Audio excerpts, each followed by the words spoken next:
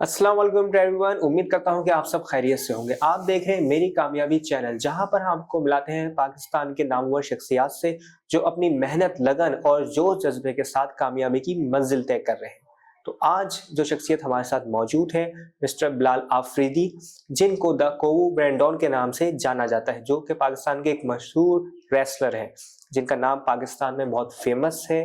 जानना चाहेंगे उनकी कामयाबी का सफ़र और उनकी रेसलिंग के बारे में, किस तरह आगाज़ हुआ, कितने मैचेस वो अब तक लड़ चुके हैं, उनकी कंप्लीट हिस्ट्री हमारे साथ जान। So let's start our interview.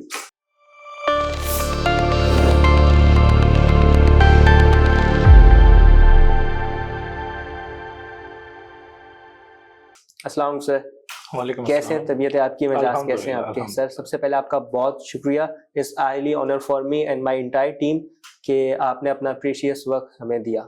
Thank you so much आपकी टीम को भी कि आपने जो है इनवाइट किया अपने प्रोग्राम में। जी सर। अच्छा सर, मुझे ये बताइएगा, ये बिलाल आफरीदी से कोवू ब्रेंडॉन की तक का सफ़र कैसा रहा और क्या शुरुआत हुई आपकी इसमें? देखिए हर किसी का जो है ना लाइफ में गोल होता है, एम होता है, हम्म। एम्बिशन होता है। तो मेरा भी बचपन में जो है ये गोल सेट हो गया था जब 3 साल की उम्र फर्स्ट टाइम इंटरनेशनल रेसलिंग देखी थी डब्ल्यूडब्ल्यूई के अंदर। तो हम्म। उस टाइम जो है फर्स्ट फाइट ही मैंने Shawn Michael versus Bret Hart था, मॉन्ट्रियल स्क्रू जॉब के नाम से, जो काफ़ी हम्म। फेमस है। तो उस दिन से जो है वो डिसाइड कर लिया था कि भाई बड़ा होकर जो है वो बनना रेसलर ही है। तो शॉन माइकल मेरा ऑब्वियसली जो है उस टाइम ऑल टाइम फेवरेट और मेरा जो है आइडियल रेसलर था। तो मतलब आपका कोई ऐसा रेसलर जो आपकी नज़र में हो कि यार बहुत अच्छा रेसलर है, मुझे मतलब लाइक इसकी तरह होना चाहिए, या आइडियल है अभी के जो चल रहे हैं उस हिसाब से? अभी ये जो चल रहे हैं इसके अंदर जो है वो ड्रू मैकिंटायर को काफ़ी ज़्यादा फॉलो करता हूँ। इवन अच्छा। शायद वैसा लग ना रहा हूँ, लेकिन जो है पूरी कोशिश होती है कि पाकिस्तान में तो कम से कम ड्रू मैकिंटायर जैसा ही लगूं। अच्छा, अब तक आप कितने मैचेस लड़ चुके हैं, किस किस के अगेंस्ट जो आपके फेमस रहे? एक तो मैंने सुना था आपने इंडियन सेलर के नाम से भी आप जाने जाते हैं, जिसमें आपने गोपाल शर्मा जो कि ग्रेट खाली के स्टूडेंट थे, उनको शिकस्त से 2-4 किया, और अब तक आपका रिकॉर्ड 3-0 है। वैसे पाकिस्तान का 6-0 चल रहा है, आपका 3-0 है, तो मजीद इंशाल्लाह इसमें इंक्रीजमेंट होगी।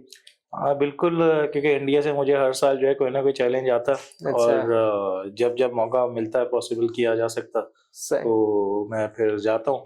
और जो है आज तक जो है इंडियन के अगेंस्ट अब तक हारा नहीं। माशाल्लाह माशाल्लाह, इंशाल्लाह आप और मजीद कामयाबियाँ तय करें। अच्छा, ये जो मैचेस होते हैं, अभी भी जो हालात हमारे कशीदा है इंडिया के साथ, तो इंडिया का आपका विजिट तो नहीं हो रहा होगा, तो ये मैचेस कहाँ पे आप फाइट करते हो उनके साथ? देखिए इंडिया का जो है ना हमारे मतलब इंडिया के साथ बेशक हालात जैसे भी हों, हाँ। लेकिन नेपाल अब तक के लिए प्रो रेसलिंग के लिए जो है ना इंडिया वर्सेस पाकिस्तान के लिए बेहतरीन जगह बेहतरीन रही है, जगह है। जिसमें नेपाल वुमेन रेसलिंग फाउंडेशन वाले हैं। इसमें हम्म। मिस भागवती है जो अच्छा। पाकिस्तान भी आई थी फर्स्ट फीमेल रेसलिंग मैच खेलने के लिए। हम्म। तो वो वहाँ हमेशा इवेंट्स करवाती हैं। तो जब हम्म। भी इंडिया से कोई चैलेंज आता तो तो बस इंडिया और पाकिस्तान का मैदान नेपाल में फिर सेट हो सही जाता। सही सही। ये जो रेसलिंग के बारे में एक कॉन्सेप्ट है कि इसमें कुछ फेक फाइट्स भी होती हैं, और मतलब उसमें मतलब एक तरीके से ट्रॉमाटाइज किया जाता है, तो क्या सदाकत है इसके अंदर? देखें, आजकल कोई भी चीज़ जो है ना विदाउट एंटरटेनमेंट तो होती नहीं है। तो हम्म। बेशक आप एंटरटेनमेंट बोल सकते हैं, लेकिन जो वर्ड फेक यूज़ करते हैं ना, हाँ। तो उसके लिए आप जो है कभी मेरी इवेंट में लाइव आएँ, क्योंकि जो मेरे मैचेस होते हैं ना सही। वो होते ही हार्डकोर है। और मेरा हर मैच जो है वो डेथ मैच के उससे टाइटल के साथ वो होता। तो और हमेशा मैं अपने मैच के बाद आपको खून में लथपथ नज़र आऊँगा, या तो अच्छा। सर पे से आएगा या पीठ में से आएगा। और ट्यूबलाइट्स तो मेरे मैचेस में कंपल्सरी हैं। तो जो है अच्छा। अच्छा। मेरा जॉनरा ही जो है हार्डकोर है। तो अच्छा। आप एंटरटेनमेंट तो ज़रूर बोल सकते हैं कि एंटरटेनमेंट के बगैर तो आजकल कोई चीज़ चलती हम्म। नहीं है, सबसे पहली चीज़। ऐसी है। और बाकी फेक बोलना जो है ना वो सूटेबल नहीं। वो सूटेबल नहीं है, हाँ, ये लोगों का थोड़ा सा कॉन्सेप्ट है कि कहते हैं कि भाई ये ट्रॉमाटाइज किया हुआ, इतनी लग नहीं रही, ये नहीं हो रही। अच्छा, ये जो स्टील केज वाली लड़ाई है, मनी बॉक्स वाली जो फाइट्स है, इसमें क्या डिफरेंस है और किस तरह होती है फाइट वगैरह ये? देखें पाकिस्तान में जैसे डब्ल्यूडब्ल्यूई में आप देखते आ रहे हैं, हर जो है रेसलिंग का अपना अपना एक प्रमोशन है, अपना ब्रांड सही। है। जैसे डब्ल्यूडब्ल्यूई है, एईडब्ल्यू है, न्यू जापान प्रो रेसलिंग है, इसी तरह जो है आरईडब्ल्यू है, रेवोल्यूशन ईस्टर्न रेसलिंग। तो हम्म। डब्ल्यूडब्ल्यूई में जो मैचेस स्टील केजेस के नाम से होते हैं, वो पाकिस्तान में भी स्टील केज है। लेकिन अभी अनकरीब जो है पाकिस्तान में रेसल ट्रेजर के नाम से भी एक इवेंट होने जा रहा, अच्छा। जो total money in the bank के ही तरह का मैच होगा। तो उसमें बेसिकली सब मैचेस की अपनी अपनी स्टिपुलेशंस होती हैं। केज मैच में होता है कि आप पिनफॉल भी कर सकते हैं, केज से बाहर भी अगर चलेगा तो आपकी विनिंग हो गई। Winning money in the bank जो आप बोल रहे हैं, जो कि पाकिस्तान में हमारा REW का रेसल ट्रेजर के नाम से होने वाला, अच्छा। उसमें बेसिकली एक लेडर लटकाई हाँ। जाती है। लेडर के साथ वो ऊपर जो है एक ब्रीफ केस होता है जिसके अंदर कॉन्ट्रैक्ट होता है कि आप किसी भी वर्ल्ड चैंपियन को कभी भी कहीं भी चैलेंज कर सकते हो। लाइक मैं अगर इस वक्त टाइटल होल्डर होता तो मुझ पे अटैक करके पीछे से वो रेफरी को ब्रीफ केस पकड़ा कर यहीं पर भी मुझसे वो मैच स्टार्ट कर सकता है। अच्छा, ये होता है। अच्छा, मैं कुछ मैचेस में देखता हूँ ये बास टाइम जो रेफरी होते हैं ये आ जाते हैं बीच में, वही कूद पड़ते हैं। ये क्या सिचुएशन होती है और वो मारने लगते हैं, तो ये क्या एक्ट पहले से डिसाइडेड होता है या अचानक हो जाता है? नहीं, देखें, कुछ मैचेस की जो आप बात कर रहे हैं वो स्पेशल गेस्ट रेफरी मैचेस होते हैं जिसमें अच्छा। जो है नॉर्मल रेफरी नहीं होता। उसमें होता है कि लाइक फर्स्ट करें मैं किसी के मैच में मतलब दो अलग रेसलर्स का मैच है और मुझे एज अ गेस्ट रेफरी उसमें डाला जाता है। तो मैं नॉर्मल रेफरी नहीं हूँ, तो मुझे अगर कोई मतलब उसमें हिट करने लगेगा तो मैं भी उसको नहीं, मैंने कुछ में देखा है हिट नहीं करने लगे तो उसमें क्या होता है, वो अगर उसके साइड वाला है या उससे कोई उसकी अच्छी सलाम दुआ है तो वो उनके जाके साथ उनको मारने लगता है। वो ऐसा भी होता है? ऐसा कुछ आपको हमेशा से स्पेशल गेस्ट रेफरी मैचेस के अंदर ही नजर आएगा। और वो स्पेशल गेस्ट मतलब वो प्रोफेशनल रेफरी नहीं होता, वो रेसलर को भी बना सकता है। अच्छा, वो किसी को भी बना सकता है। मैं आपको भी इनवाइट कर सकता हूँ कि चलें आज के गेस्ट रेफरी आप। सही तो सही। आप उस वक्त प्रोफेशनल रेफरी की तरह ट्रीट नहीं कर रहे होंगे, आपको जो अच्छा लगेगा आप उस टाइम वो कर रहे हो। अच्छा अच्छा। अच्छा, पाकिस्तान में रेसलिंग का आप क्या स्कोप देख रहे हैं और यहाँ पर कितनी एकेडमीज हैं जो उसको प्रमोट कर रही हैं, और अगर कोई आम बंदा वो रेसलर बनना चाहता है तो उसको क्या चीज़ों का ख्याल रखना चाहिए और किस तरह इनमें इन होना चाहिए? देखिए, पाकिस्तान के अंदर तकरीबन हम लोग 2017 से रेसलिंग कर रहे हैं। तो जब हमने स्टार्ट किया था तो आप यकीन माने कि हमने मजदूरों की तरह अपने हाथ से रिंग खुद खोला भी है, खुद लगाया भी है। अच्छा। और साल में एक इवेंट मिल जाता था तो हम समझते थे कि यार पता नहीं अब इसके बाद कुछ होगा या नहीं होगा। ऑडियंस को देख के उस टाइम इतनी एक्साइटमेंट होती थी।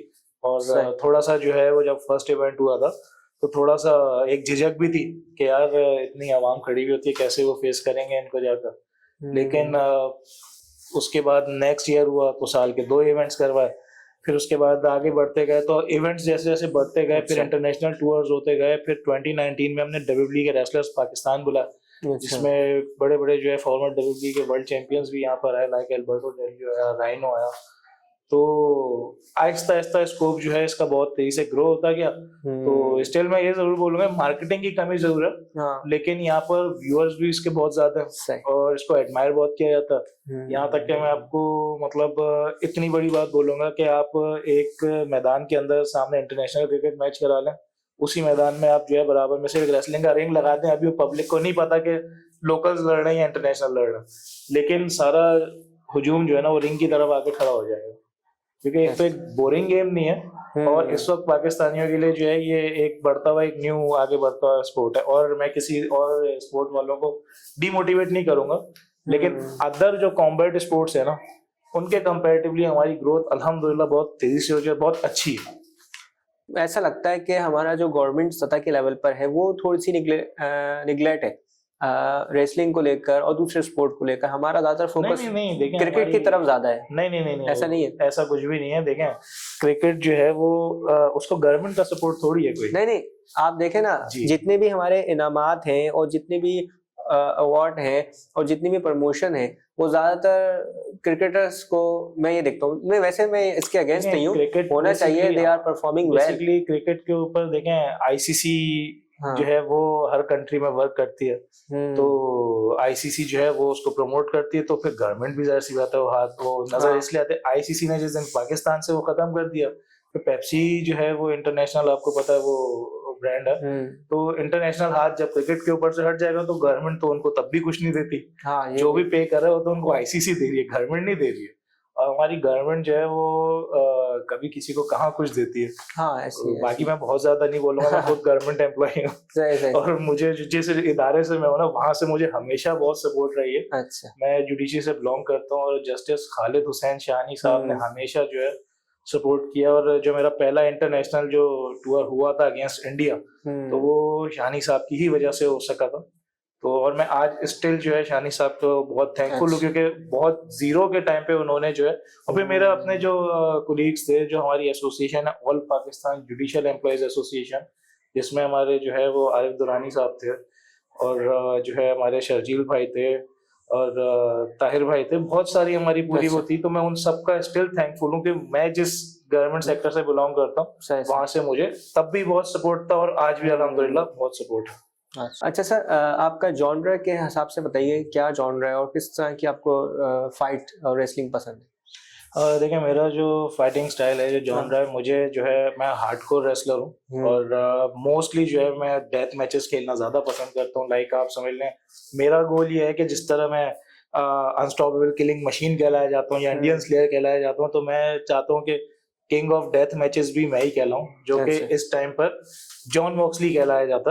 हाँ। और मैं हमेशा जॉन मॉक्सली को जो है हाँ। चैलेंज करता हूँ। अभी तक मुझे वहां से रिस्पांस नहीं आ रहा, अच्छा। जबकि कर्ट एंगल से आ चुका है। तो मैं स्टिल आपके प्लेटफॉर्म से भी जो है, आप इस प्लेटफॉर्म को यूज करके भी उनको चैलेंज कर सकते हैं कैमरे। John Moxley, you are known always as the king of death matches, but you don't know that the Kovu Brendan is getting ready. And I want to take your title of king of death matches, and I want to be known as the king of death matches. So John Moxley from USA, from AEW versus Kovu Brendan, REW star from Pakistan, in death match in future. I am waiting for your response. जबरदस्त, splendid. John Moxley भाई आ रहे हैं हमारे पाकिस्तानी भाई। अच्छा, मैंने अक्सर videos देखी हैं, एक रेसलर है जापान से, वो मेरे ख्याल से आई थिंक आपके भाई हैं, तो ऐसा है या नहीं? जी, देखिए, मेरा भाई है उसामा अफरीदी, जो पाकिस्तान में पहले कायोन के नाम से रेसलिंग करता था।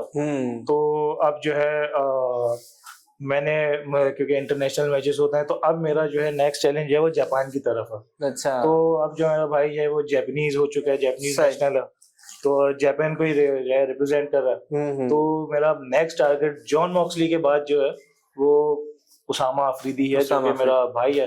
तो उसको भी मैं आपके प्लेटफॉर्म पे ही बोल रहा हूँ, Usama Afridi, may be you are my brother, but it's not about brotherhood, it's about sport, it's about for the sake of the country.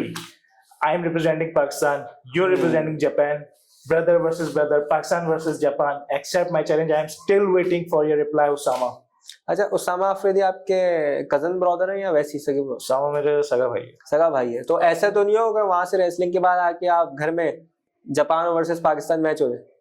नहीं, घर में तो खैर नहीं होगा, स्पोर्ट का अपना वो है, लेकिन बात यह कि अब ये मैच जो है ब्रदर वर्सेस ब्रदर, आपने रोमन रेन वर्सेस जे उसो जैसे डब्ल्यूडब्ल्यूई में एंजॉय किया था, अब आप बिलाल अफरीदी वर्सेस उसामा अफरीदी एंजॉय करें। थैंक यू सर, आपका टाइम देने के लिए। आई ऑनर फॉर मी कि आपने अपना कीमती वक्त हमारे लिए दिया और हमारी टीम के लिए दिया। आप इन दी एंड क्या मैसेज देना चाहेंगे आवाम को, तो वो आप दे सकते हैं। आवाम को मेरा यही मैसेज है कि देखें, जब मैंने पाकिस्तान में प्रो रेसलिंग स्टार्ट करी थी तो यहाँ कोई इसका स्कोप नहीं था, और मेरे लिए इतनी हर्डल्स थी, जिसमें सबसे पहला हर्डल मेरी अपनी फैमिली थी। लेकिन इसमें मेरी फैमिली का कोई कसूर नहीं था, लेकिन स्टिल मैं आपको यही बोलना चाहूँगा कि देखें, मैंने बहुत मेहनत करके उस दरवाजे को खुद बनाया, इसका स्कोप बनाया इंटरनेशनल लेवल पे गया, और सबसे पहले अपनी फैमिली को एग्री किया, और उसके बाद जो है अपने इस गोल को अचीव किया।